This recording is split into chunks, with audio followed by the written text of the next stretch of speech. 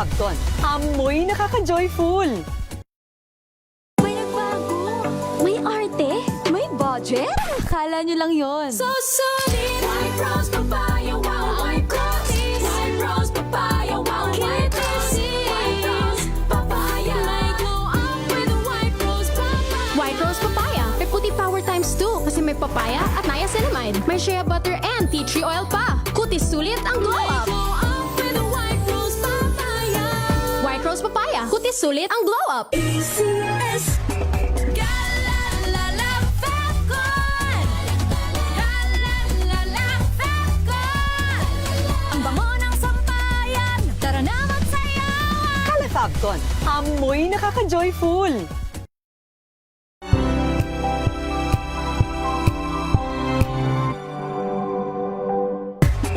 Galalala Fabcon.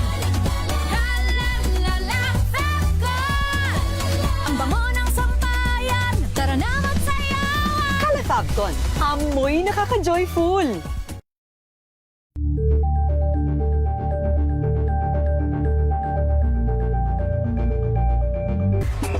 Galalala Fabcon. Galalala Fabcon.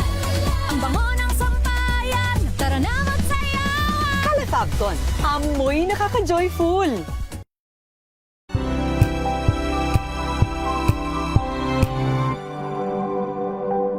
Tambalang Anthony Taberna at Jerry Baha ang gigising sa inyong umaga dahil lalatay ang humahagupit na diskusyon at komentaryo Lunes hanggang Biyernes sa 2x2.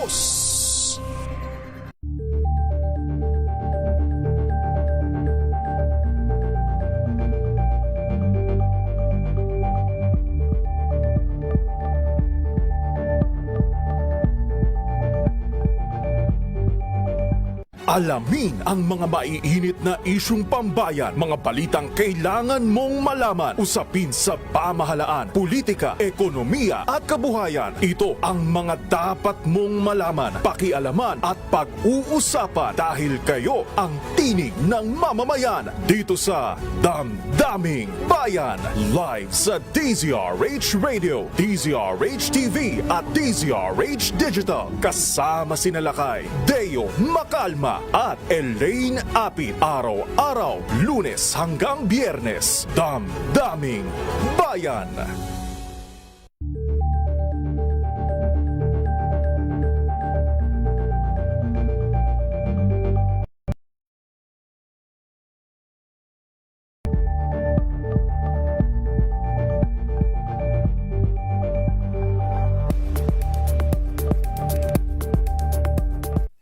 Mga balitang gigising sa inyong umaga. Mga balitang kailangan mong malaman. Mapapakinggan sa ACS Balita sa 2x2.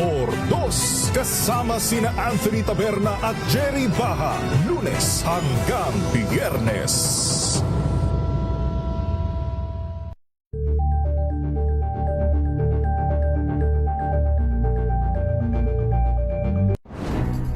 Good vibes ang hanap mo? Dito ka na sa sigurado! Mula sa mga istoryang nagbibigay ng inspirasyon hanggang sa mga kwentong may dalang solusyon. Mga balitang pampagaan, pakiramdam at pampaganda ng araw. Hindi lang ba sa good news, kundi the better news. Mula Lunes hanggang Biyernes, 1:00 ng tanghali sa DZRH TV.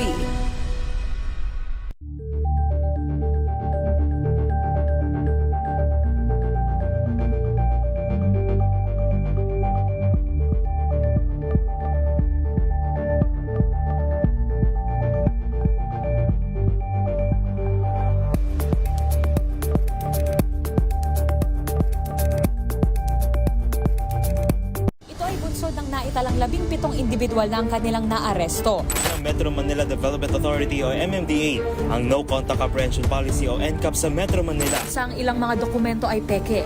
Hindi rin legal ang employment na ipinangako sa kanila. Sa mata ng batas, mananagot ang sangkot at may sala.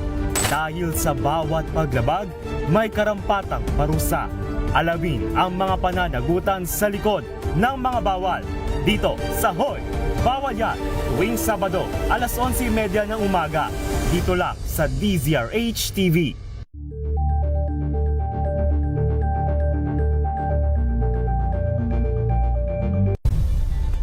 Nagsimula sa pangarap hanggang sa maabot ang tagumpay.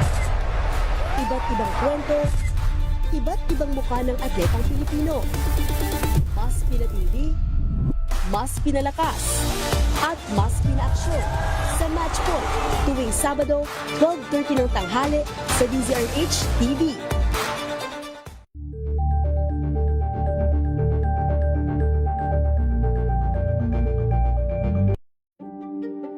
Buklatin ang mga pahina. Pakinggan ang boses ng lipunan. Tunghayan ang mga issue mula sa ibang katayuan. Nakakalungkot kasi deserve ba namin ng ganito? Na hindi nila alam kung ano talaga yung kanilang mga karapatan. Yung gobyerno, tinulungan nila yung kanilang magsasaka. Pinapatahimik tayong lahat using various laws. Through education, kayang-kaya nating baguhin yung ganitong klaseng pag-iisip. Isang kwento, iba't ibang anggulo. Dito, sa Point of View.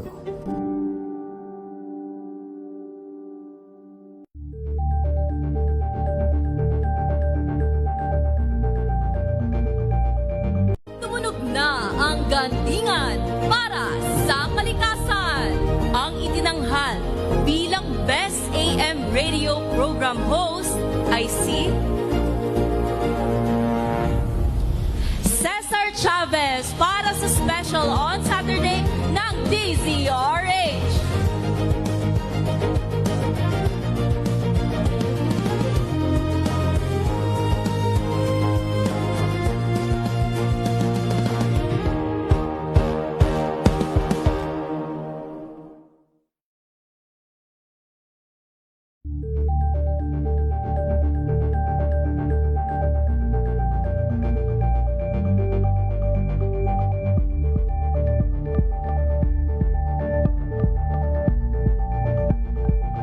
That you are following will be yours tonight. Hatid ng DZRH TNT.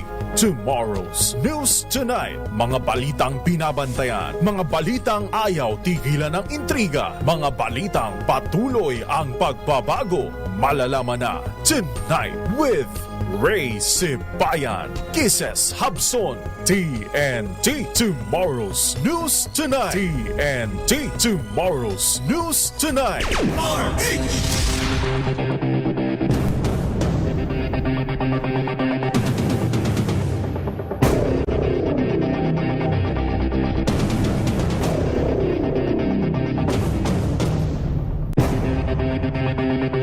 TNT. Tomorrow's News Tonight.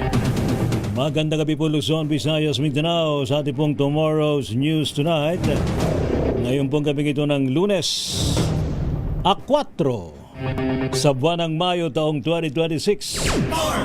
Sa ating pong headlines, higit 2 pisong dagdag sa halaga ng diesel at gasolina ipatutupad bukas.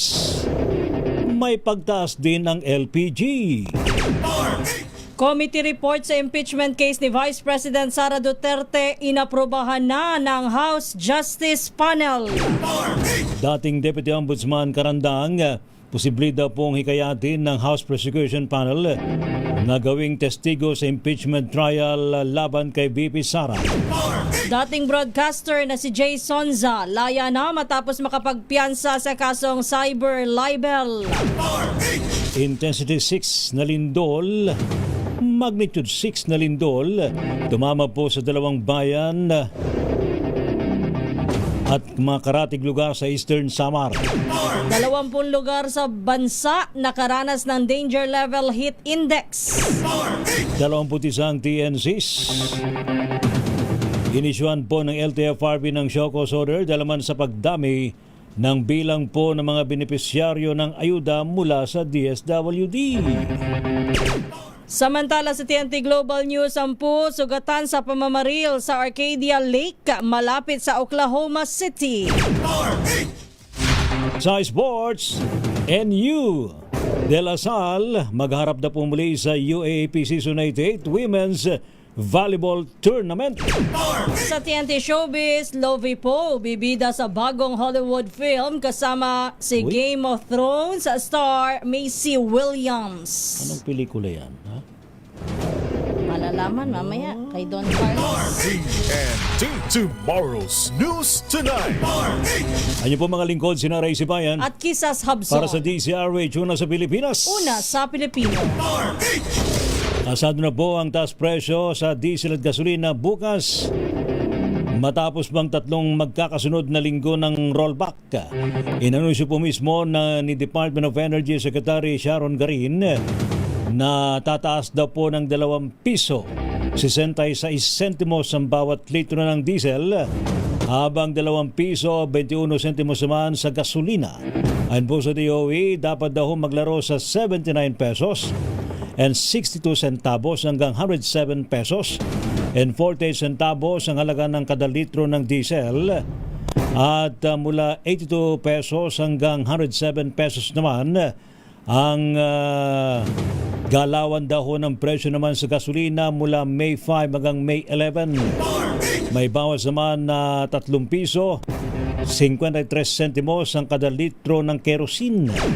Samantala, inanunsyo rin po ng Energy Department sa kaparehong presko ng 1.22 na taas presyo naman sa kada kilogram, katumbas ng 13 pesos and 42 centavos sa bawat 11 kilogram na tangke ng LPG.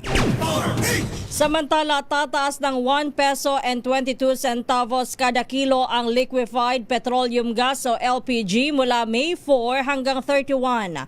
Ayon kay Energy Secretary Sharon Garin, maglalaro sa 1,070 pesos and 42 centavos hanggang sa 1,701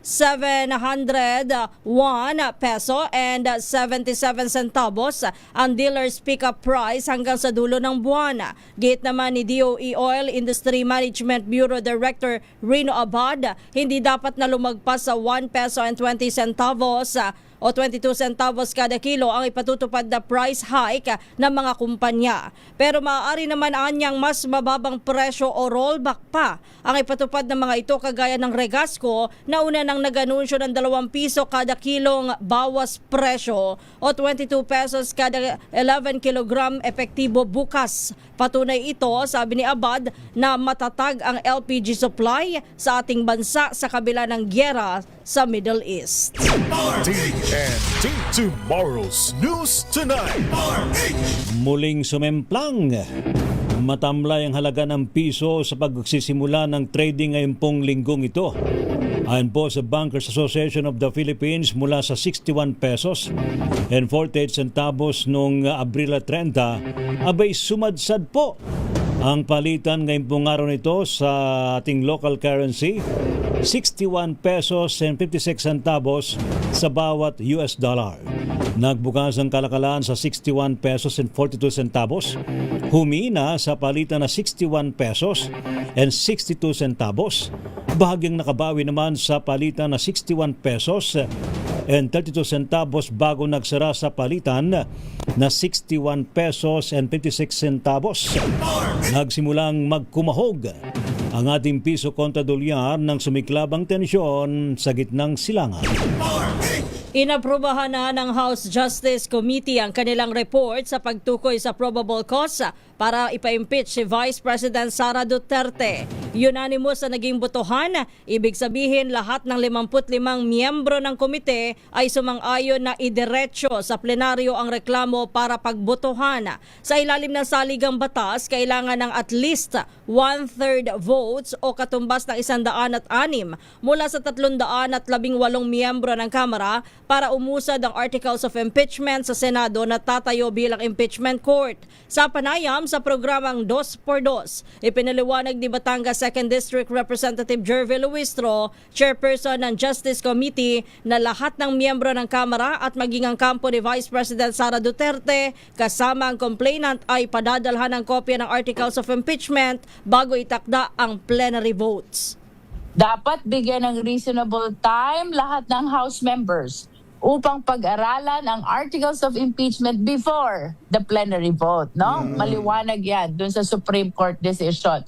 We also anticipate na papadalhan nila ng copy ang respondent vice president, that is as part of due process. Same is true with respect to the complainant, no?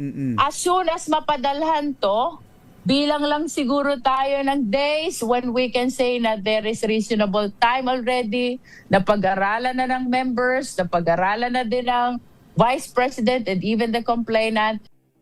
Si Batangas 2nd District Representative Jervil Luistro. TNT Tomorrow's News Tonight. Ang articles of impeachment mula sa 6 hanggang 7. Isa lamang sa mga ito ang mapagtitibay na magiging basehan daw po para hatulan si Vice President Sara Duterte sa kanyang impeachment case. Ayon po kay Congresswoman Leila de Lima, isa sa miyembro ng Justice Committee, na nakonsolidate na raw po ang parehong ground para maging malinaw ang kaso. Ang articles of impeachment ay kinabibilangan po ng misuse or abuse of confidential funds, unexplained wealth, bribery and graft and corruption, at threat sa Manoy kill plot sa first couple at dating House Speaker Martin Romualdez. Kung sakaling maayos at makumpleto na ito ng House Justice Committee, ito po ipapasa naman sa Senado na magsisilbi namang impeachment court. Malayo pa pero malayo na. Malayo pa. Ito ang nilalaman ng opening statement ni Justice Chair Jervil Luistro sa meeting ng House Justice Committee para sa pag-adapta ng resulta ng desisyon ng committee o ng komite na may probable cause. Ayon kay Luistro, sapat na ang mga natalakay ng komite sa 3 impeachment proceedings at binatay ang kanilang desisyon hindi sa haka-haka kundi sa mga ebidensya at testimonya at mga dokumento. Ito ang dahilan niya, ayon kay Luistro, na nagpasya ang komite na huwag nang pagbigyan ng hirit ng ilang miyembro nito na magkaroon pa ng extension ng hearing. Matatandaan na unanimous vote na 53 ang idineklarang may probable cause daw po para maipa-impeach si Vice President Sara Duterte dahil sa culpable violation of the Constitution, bribery, graft at corruption at other high crimes. Samantala, inamin naman ni House Committee on Public Accounts Chairman Terry Ridon si Davao City Congressman Paulo Duterte na ipagtanggol sa plenaryo ang kanyang kapatid na si Vice President Sara Duterte. Ginawa ni Ridon ang pahayag matapos ang mga pagtibay ng komite via unanimous vote ang committee report na nagdedeklarang may probable cause ang impeachment complaints laban kay VP Sara. Ayon po kay Congressman Ridon, sa plenaryo ang tamang forum para patunayan ni Congressman Duterte na walang katotohanan ng mga aligasyon laban sa kanyang kapatid.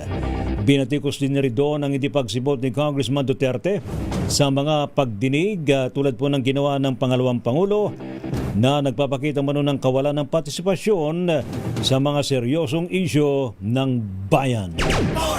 May posibilidad na kunin bilang witness sa impeachment trial kay Vice President Sara Duterte si dating overall Deputy Ombudsman Melchor Carandang. Ayon kay Congresswoman Jervil Luistro, chairperson ng House Justice Committee, nakadepende ito sa mabubuong prosecution panel oras na maitransmit na sa Senado ang articles of impeachment. Sasailalim muna niya ito sa pag-aaral para masuri kung gaano kahalaga ang mga magiging pahayag ni Carandang kung siya ay tetestigo sa impeachment trial.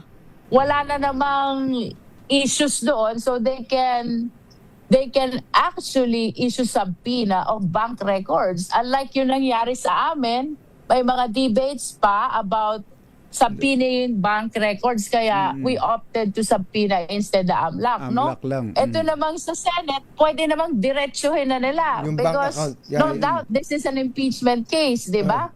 So, siguro pagka na-constitute na, Katunying, ang prosecution panel, we can discuss kung magiging significant ba si Carandang for the purpose of establishing the unexplained wealth, considering na siya ang unang naglabas nitong AMLAC report. Nilinaw naman ni Luistro na nakadepende pa rin ito sa kagustuhan at kahandaan na humarap ni Carandang sakaling imbitahan ito bilang bilang witness. Magugunitang sinibak ni dating Pangulong Rodrigo Duterte si Carandang noong ilantad nito ang mga bank transactions ng pamilya Duterte noong 2018. Pinawalang bisa naman ito ng Korte Suprema sa inilabas nilang desisyon nitong nakaraang Sabado kung saan idineklara ng void ang cease and desist order na pumigil kay Carandang na gampanan ng kanyang tungkulin. TNT Tomorrow's News Tonight. Sa ibang balita naman, nakalabas na raw po mula sa NBI Detention Facility sa Muntinlupa City ang dating broadcaster na si Jason sa kanina pong alas 7 ng gabi. Ayon po sa kanyang abogado na si Attorney Mark Tolentino, ito matapos naman ang ilang oras na paghihintay at pagkantala sa paglaya ng kanyang kliyente. Naglagak po ng 10,000 pisong piyansa ang kampo ni Sonsa na kinumpirma rin ni NBI Director Attorney Melvin Matibag sa isang press conference.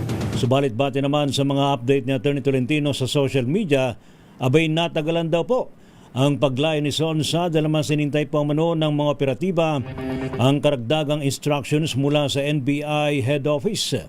Sa pahayag naman ni Attorney Tolentino, nangyari mano ang delay sa kabila ng pahayag ni Matibag na dapat nang palayain immediately at without delay si Sonsa matapos lumabas ang order of release mula sa Pasay City RTC.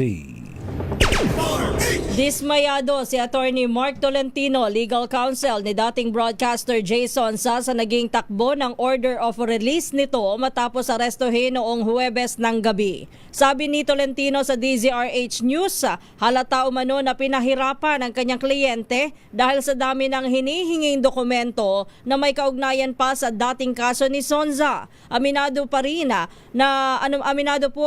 na nagulat siya sa paghingi ng tawad ng humawak na judge sa kaso dahil sa ilang kamalian nito sa warrant of arrest. Binigyan din ni Tolentino na wala umanong alam ang National Bureau of Investigation sa ikinaso nitong cyber libel laban sa kanyang kliyente. Narito po yung pahayag ni Attorney Mark Tolentino. File lang sila doon, based lang daw sa nakita nila sa internet, so yun lang. So wala silang personal knowledge kung bakit naging cyber libel. Sa pag-alam ko, ang cyber libel, kailangan na pinail mo ang kaso, kailangan may personal knowledge ka. So in order to have your personal knowledge, dapat ikaw yung offended party. So sino mo offended party? Yung agents ba ng NBI? Hindi naman, kasi wala naman silang alam doon sa story ng kaso. So it should be the president kasi siya ang offended party. Babahagi ng pahayag ni Attorney Mark Tolentino. TNT Tomorrow's News Tonight. Samantala nag-I am sorry sa dating broadcaster na si Jason Sa, ang hukom na nag-issue naman ng arrest warrant laban sa kanya. Advocate Attorney Mark Tolentino humingi daw po ng paumanhin ang presiding judge sa hearing kanina sa pagkakamali ng korte dahil sa muna'y pagkakulong ni Sonsa ng 5 araw nang walang due process. Binanggit din ng abogadong utos ng DOJ na bawal mang-aresto kaugnay ng mga bailable offense kapag weekend, gabi ng weekend o holiday. Kaugnay po ito ng error sa arrest warrant kung saan nakasaad na non-bailable ang kaso ni Sonsa kahit ito naman ay bailable naman. Mali rin ang nilagay na sa dokumento kung saan imbes na unlawful publication in relation sa Cybercrime Prevention Act of 2012 ay Republic Act 10591 o ang Comprehensive Firearms and Ammunition Regulation Act ang nakasulat. Sa kabila po nito'y walang balak ang kampo naman ni Sonsa na magkasan anumang legal action dahil sa hindi naman anyak korte ang kanyang kalaban. Pinalaga naman ng National Bureau of Investigation ang kritisismong ginagamit lamang umano ang ahensya para targetin ang mga kalaban ng administrasyon. Ayon kay NBI Director Melvin Matibag, 2 o 3 lamang sa mahigit 150 matagumpay na operasyon ng kanyang liderato ang sinasabing kritik ng pamahalaan. Malian niyang sabihin na kalaban lamang ng gobyerno ang hinuhuli ng mga operatiba ng NBI, lalo't maaari ito na ang maging katwiran ng mga kriminal sa paggawa nila ng ilegal. Kasabay nito idiniin ng direktor na hindi personal ang pagkaaresto sa dating broadcaster o broadcast journalist na si Jay Sonza. Ipinatupad lamang ng NBI ang kanilang trabaho na nakabatay sa inilabas na arrest warrant ng Pasay City Regional Trial Court. Kung may apela naman ang kampo ni Sonza, maaari nila itong isumite sa korte ngayong araw. TNT Tomorrow's News Tonight. Standby pa rin po sa iba pang mga balita mga kaibigan sa Tomorrow's News Tonight. Ngayon pong gabing ito ng Thank God It's Monday. Ayan. Wala pala akong mic. Ayan. Thank God it's Monday. Akala ko sabihin mo Friday. Samantala, nako, meron po nangyaring malakas na lindol po dyan sa may Eastern Samar. Ano po? Sila po'y inuga ng magnitude 6 at ang may pinakamalakas na naitala rin po ay nasa intensity 6 ng naramdaman sa 2 bayan sa Eastern Samar. 20 lugar sa Pilipinas nakaranas naman ng danger level na heat index. 21 TNC. Mga ba yung TNC na? Transport Network Companies. Yun. Inisyuan po ng LTFRB ng show cause order dahil naman sa pagdami ng kanilang ghost drivers. At ghost riders. Ang dami palang TNCs dito sa atin. Ilan lang ang kilala natin Ay, sus apo. Sa pong TNT Global News, 10 sugatan sa pamaril sa Arcadia Lake malapit sa Oklahoma City. Sa sports, NU De La Salle magharap na pumuli sa UAP Season 88 Women's Volleyball Tournament. At sa showbiz, Miss Lovie Poe bibida sa bagong Hollywood film kasama si Game of Thrones star Macy Williams. Pilipinas, ang oras, 9:30. DZRH number 1 na naman sa Metro Manila, pati rin sa Mega Manila.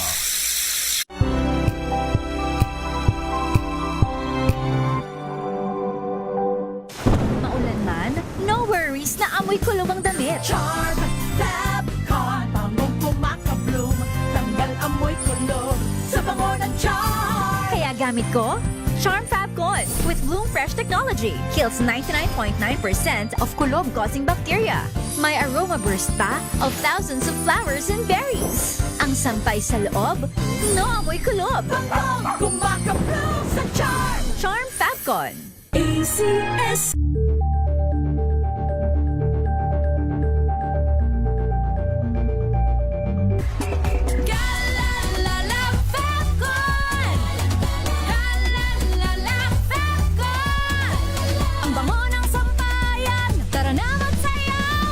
Fabcon, amoy nakaka-joyful.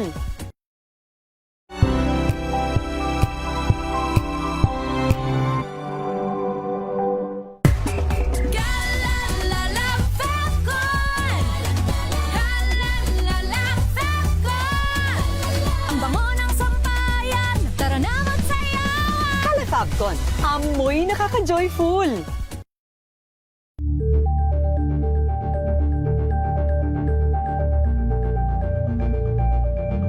Hello, Washi! Laundry day na naman! Yay! Anong meron? Mancha ng chocolate, putik, may libag pa! Kaya natin yan! With Pride Washing Machine Detergent, may triple stain-away formula. Tanggal ang makapit, madikit, at malupit na dumit mancha. Kaya easy-easy ang labada. Mula noon hanggang ngayon! All you need is pride! All you need is pride! ACS.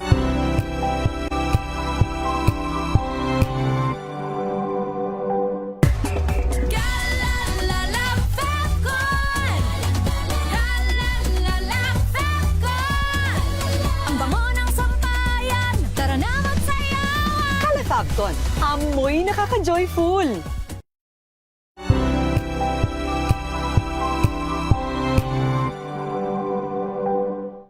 Maagang balitaan, maagang usapan sa mga issue at balita kasama si Kuya Angelo Palmones sa Magandang Umaga Pilipinas mula Lunes hanggang Biyernes. Number 1 na naman ang inyong DZRH sa latest survey ng Kantar Media na inilabas nitong January 2026, hindi lang sa Metro Manila kundi pati rin sa Mega Manila. Patunay na DZRH lang ang inyong tunay at totoong pinagkakatiwalaan. Taos-puso po kaming nagpapasalamat sa inyong patuloy na pagtitiwala dahil ang DZRH, una sa Pilipinas, una sa Pilipino. Saan ka man sa mundo, tayo Pilipino. We've got you covered. From the hottest hits, exclusive interviews, kilig to the bones fan meet experience, and hataw performances of your favorite stars. Saturdays, 12 noon, dito lang sa DZRH TV.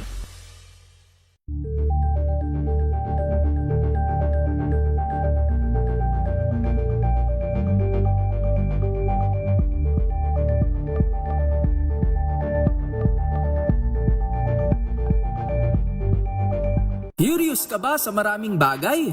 Kami na ang bahala dyan.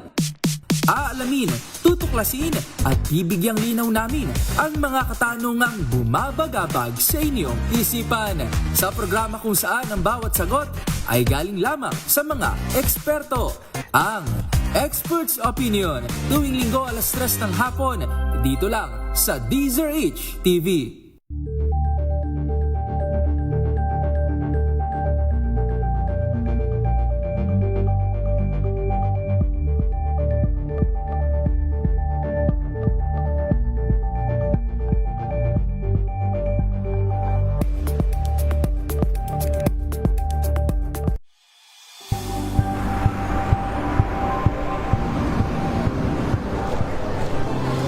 Mga eksperto dito lang sa Expert Opinion. Ito ang The Better News. TNVS. Trending and Isang kwento, iba't ibang anggulo. Dito sa Point. Bawat pananagutan ating tatalakayin dito sa Hoy, Bawal Yan. Pilipino, dito lang sa DZRH. Match up entertainment and lifestyle. Ito ang MBC TV Network News. Una sa Pilipinas, una sa Pilipino.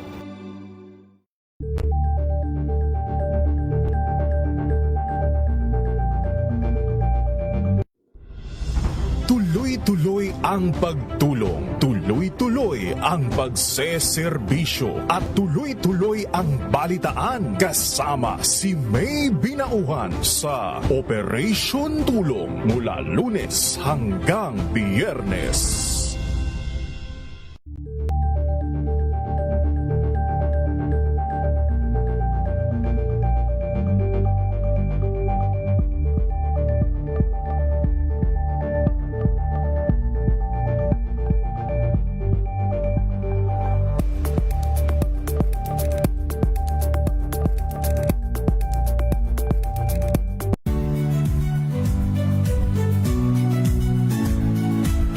Magandang araw mga kaibigan. Ito po ang inyong balerina ng bayan, si Lisa Macuja Elizalde, na nag-aanyaya sa inyong samahan kami at ang aming mga espesyal na panauhin para sa kalahating oras ng masayang kwentuhan sa aming programang Art to Art, kung saan ang usapang sining at kultura ay para sa lahat. Huwag kaliligtaan, tuwing linggo, 3:30 ng hapon, dito lamang sa DZRH Radio, DZRH TV, at via online streaming.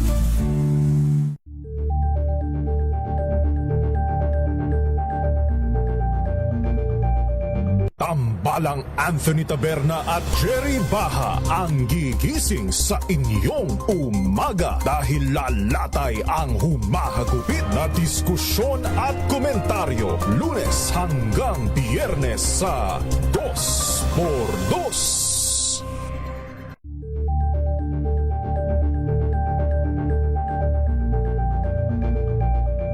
Alamin ang mga maiinit na isyung pambayan, mga balitang kailangan mong malaman, usapin sa pamahalaan, politika, ekonomiya at kabuhayan. Ito ang mga dapat mong malaman, pakialaman at pag-uusapan dahil kayo ang tinig ng mamamayan. Siyempre po mga lingkod sa pagbabalita, sina Ray Sibayan At Kisas Habson. para sa DCRA, Tuna sa Pilipinas. Una sa Pilipino.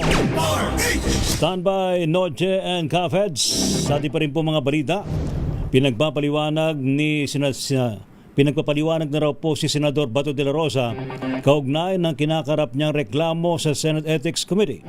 Ayon po kay Senate President Tito Soto, inirekomenda niya ang pagpapadala ng show cause order dahil naman sa kailangan umanong magpaliwanag si de la Rosa kung bakit hindi dapat paboran ng Senado ang reklamo laban sa kanya. Nilinaw naman ni Soto na wala pang desisyon sa mungkahing suspindihin ang kanyang sweldo at mga allowance.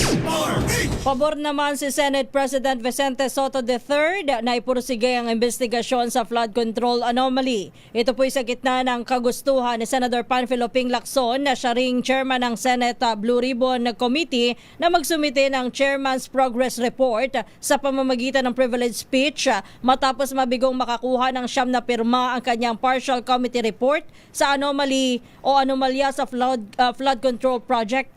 Ayon kay Soto, marami pang dapat nakalkalin, hindi lang sa Luzon kundi pati sa Visayas at Mindanao kaugnay ng paggamit ng 2025 national budget na kanyang tinawag na puno ng kalokohan. Dapat lang umano na ipatawag ang mga personalidad na inakusahan at may impormasyong may kaugnayan sa flood control projects kasama na si dating House Speaker Martin Romualdez.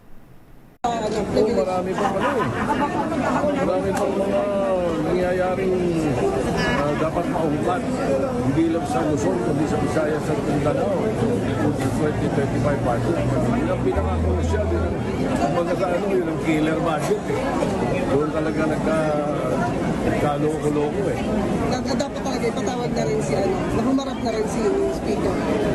Lahat ng dapat natin ngayon maimbita, yung magbigay linaw sa mga nangyayari, dapat imbitahin. Si Senate President Vicente Soto III. TNT Tomorrow's News Tonight. Samantala naman, report muna tayo, Pulis Las Piñas. Abay target daw pong matunto ng isang minor de edad na may hawak na patalim. Ito yung sa viral video na kinuyog ng mga kabataan ng isang jeep. 7 nasa pangalaga na raw po ngayon ng DSWD sa Las Piñas. Ating alamin sa report ni RH27 Noche Kakas. Noche. Lakay Ray at Kises, hinahanap na ng pulisya ang isang minor de edad na may hawak na patalim sa viral video sa social media ng pagkuyog ng mga kabataan sa isang pampasaherong jeep sa Alabang Zapote Road, Barangay Almansa sa lungsod ng Las Piñas. Ayon kay Las Piñas City Chief of Police Colonel Wilson de los Santos, nasa pangangalaga na rin ng DSWD ang 7 minor de edad na matapos marespondihan agad ng mga nagrorondang pulis. Ayon pa kay De Los Santos, binanggit ng mga nasa jeep na kabataan na may kasama silang may dalang patalim. Pinalulutang rin kay Ray at Kises ni De Los Santos ang driver naman ng jeep para makapagbigay ng linaw sa insidente maging ang mga pasahero kung may nawalang kagamitan para magsampa ng reklamo. Samantala, may mga nanay na rin kay Ray at Kises ng mga bata ang nasa tanggapan ng DSWD. Samantala, isa ang patay habang isa rin ang sugatan sa pananaksak naman ito sa Imong Compound, Barangay Anabuan G sa Imo City, Cavite. Kinilala ang napatay na si alias Romulo habang sugatan at nasa ospital ang anak naman nitong si alias Rachel. Ayon sa report, nagtatalo ang suspect at live-in partner nito na nauwi sa pananaksak. Ang tatay ng biktima na umawat lang sa away ay sinaksak rin ng suspect na agad ikinamatay nito. Target naman sa pagtugis ang suspect na si alias Delson na mabilis tumakas matapos ang stabbing incident. RX-27 na nagsikas DCRH, una sa Pilipinas, una sa Pilipino. Maraming salamat, Noche Kaka. Samantala, dako tayo. Balita naman mula sa Bulacan, top 1 most wanted person ng Baliwag, arestado. Ibalita mo yan, Tata Feds, Federico Manalili. Yes, cases sa train na aresto nga ng mga otoridad ng Baliwag, particular nga ng tracker team, ang isang top 1 most wanted person nang ito'y matuntun sa kanyang kinaroroonan pasado alas 4 ng hapon sa may area ng barangay Pagala, lungsod ng Baliwag, lalawigan ng Bulacan. Kinilala ni Police Lieutenant Colonel Jason San Pedro ang akusado na si alias Ed at ito'y residente ng barangay poblasyon na nabanggit na lugar. Batay sa ulat, tagugat ng pag-aresto sa akusado ng magbalabas ng warrant of arrest si Presiding Judge Maria Sinaida Bernadette Tamayo Mendiola ng Regional Trial Court RTC Branch 80 ng lungsod ng Malolos, Bulacan, na may petsang Abril 24 taong kasalukuyan na may kinakaharap itong mga kasong qualified rape na walang nirekomendang piyansa at isa pang kasong act out lasciviousness na may nirekomenda naman itong piyansang 108,000. Sa ngayon ay nakapit na sa custodial facility ng Baliwag Police Station ang arestadong suspect. Federico Manalili para sa DCRH, una sa Pilipinas, una sa Pilipino. TNT Tomorrow's News Tonight. Maraming salamat, Ka-Feds. Samantala, nasa higit 6 na po daw po ang naaresto sa pinaigting na anti-criminality operation ng PNP dyan po sa Bataan. Report mula kay RH37, Danny Kumilang. Danny! Mula Abril 27 hanggang Mayo 3, 2026, umabot sa 68 individual ang naaresto sa pinaigting na province-wide anti-criminality operation ng Bataan Police Provincial Office sa pamuno ni Colonel Mate Salvadora, kabilang sa nadakip ang 9 na most wanted person at 6 pang wanted. Sa kampanya kontra illegal na droga, 15 katao ang naaresto at nakumpiska ang mga ipinagbabawal na gamot na nagkakalaga ito sa humigit kumulang 240,522 pesos. Samantala, 33 individual ang nahuli sa illegal na sugal at illegal na pangisda, habang 5 iba pa ang naaresto sa iba pang paglabag.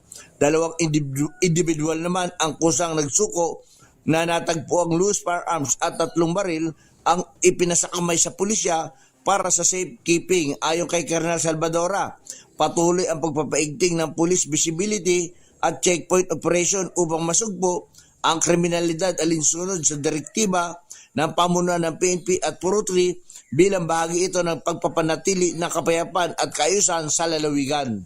Danny Kumilang, RH37, DCRH, una sa Pilipinas, una sa Pilipino. Maraming salamat, Danny. Ito, maganda cooling station itinayo sa Iloilo City bilang panlaban daw po sa mataas na heat index. Sana all! Alamin natin yan kay Jocelyn Maque ng Action Radio Iloilo.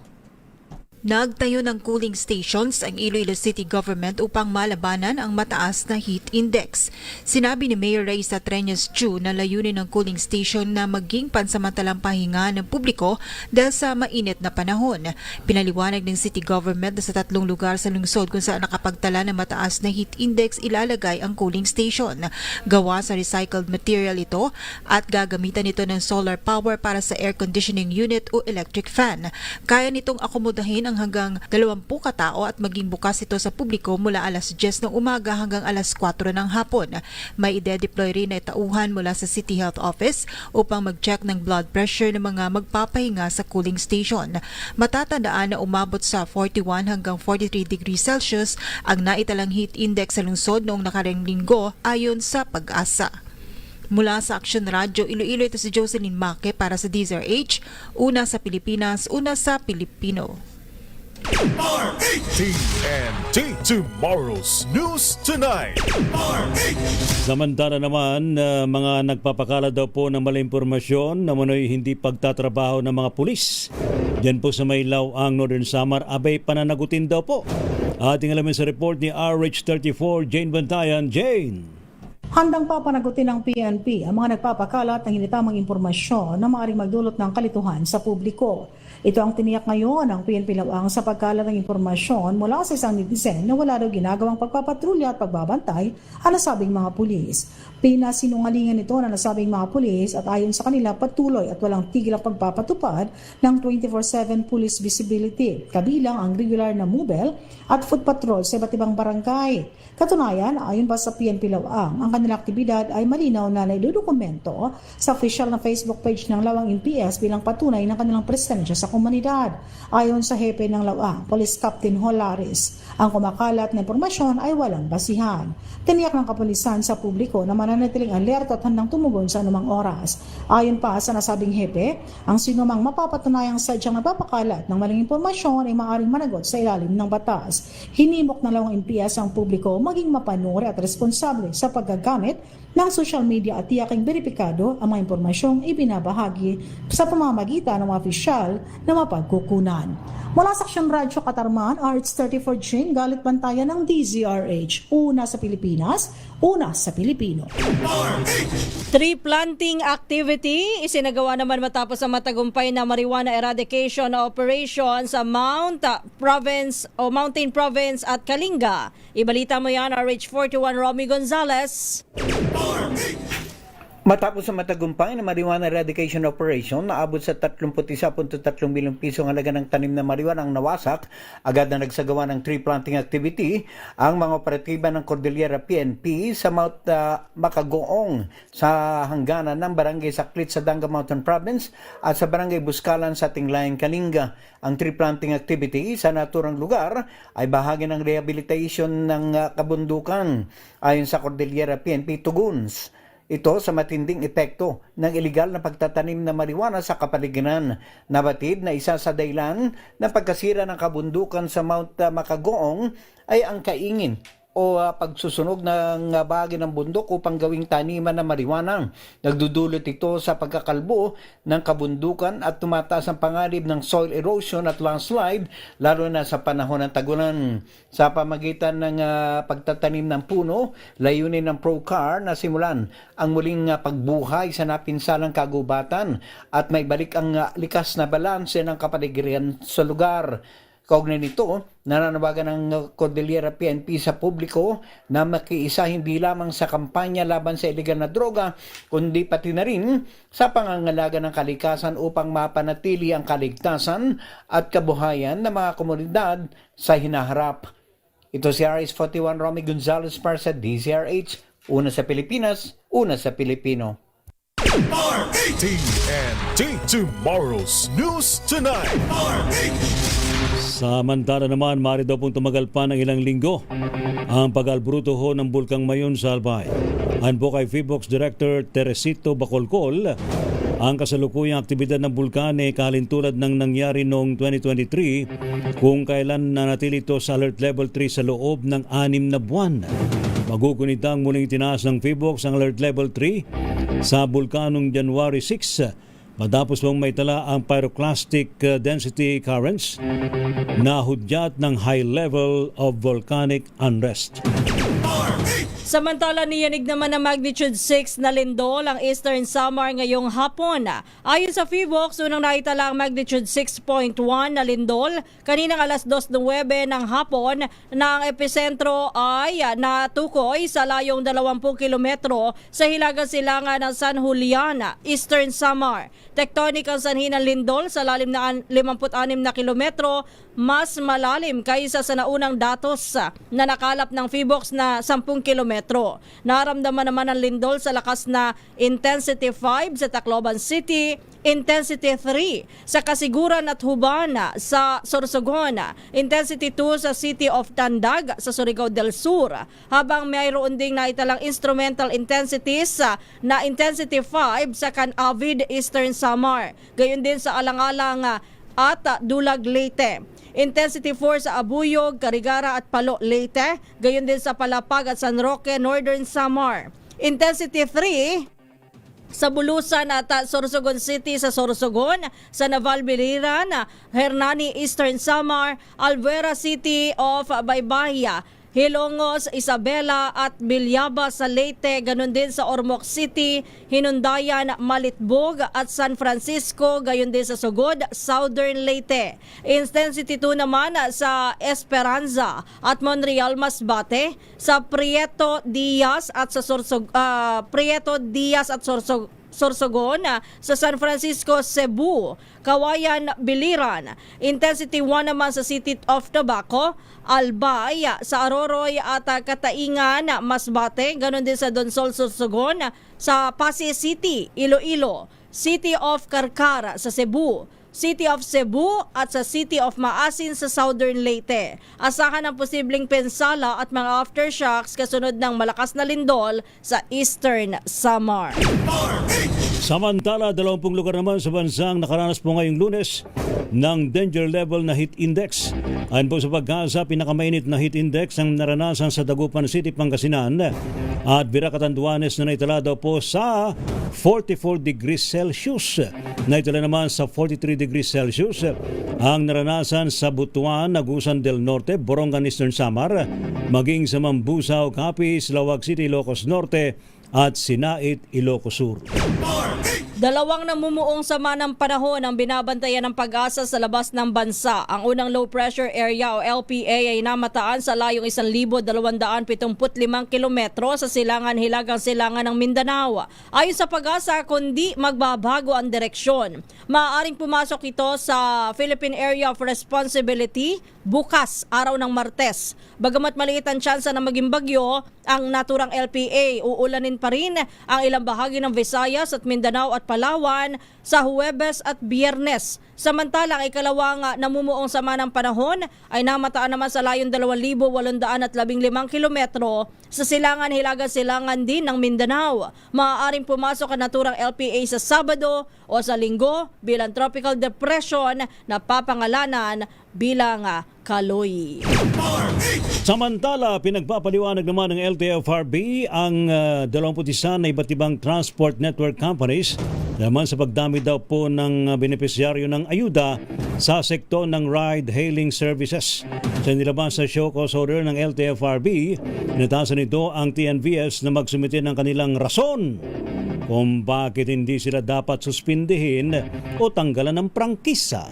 Ayon po kay LTFRB Chairman Attorney Vigor Mendoza, kabilang po sa paglabag ng mga ito ay ang pag-onboard ng mga sakyang walang paintulot mula sa LTFRB at ang pagkabigong panatilihin ng mga orihinal na unit na ngayon ay nasa ibang platform o hindi na aktibo. TNT Top News Trending Worldwide. Sa TNT Global News, 10 sugatan sa pamamaril sa Arcadia Lake malapit sa Oklahoma City. Wina Pearl Hesoro sa detalye.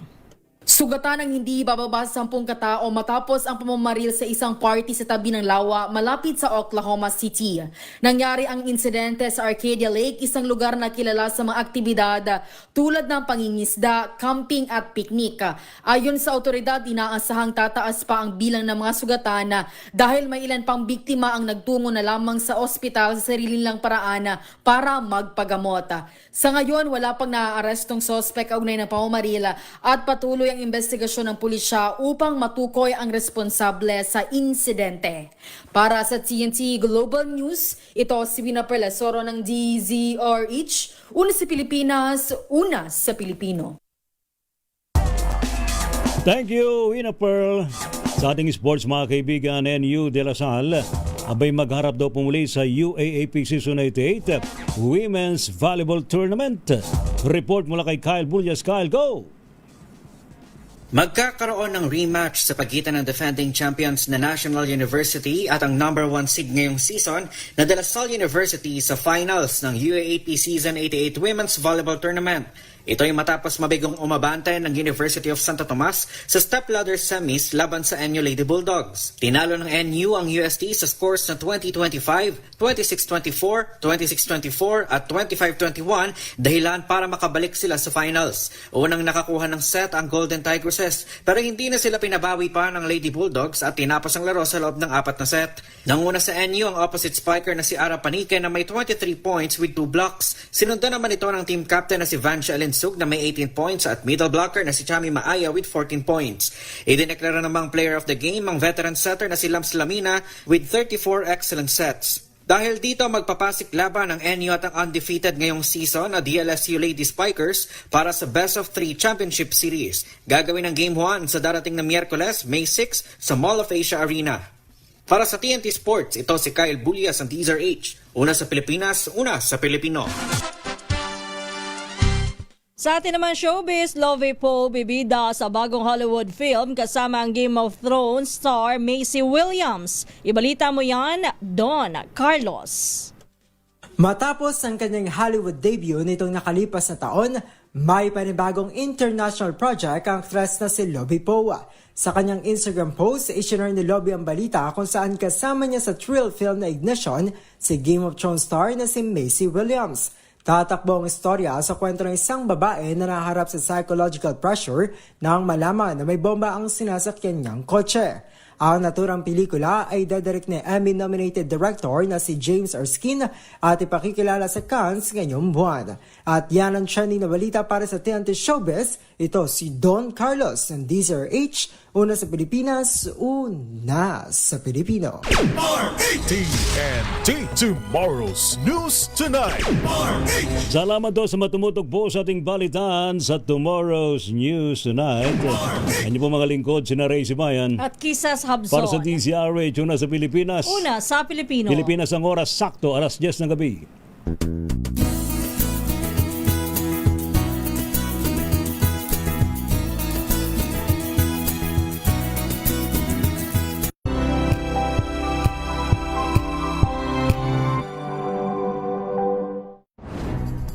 Good vibes ang hanap mo? Dito ka na sa Sigurado! Mula sa mga istoryang nagbibigay ng inspirasyon hanggang sa mga kwentong may dalang solusyon. Mga balitang pampagaan ang pakiramdam at pampaganda ng araw. Hindi lang ba sa good news, kundi the better news. Mula Lunes hanggang Biyernes, 1:00 ng tanghali sa DZRH TV.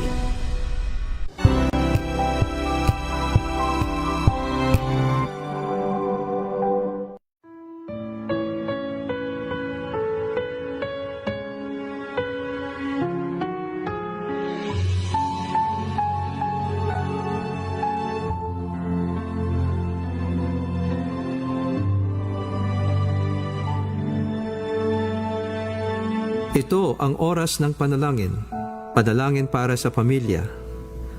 Ang mga petisyon na nilalaman ng panalangin ito ay hinango sa mga katuruan ng salita ng Diyos, ang Biblia.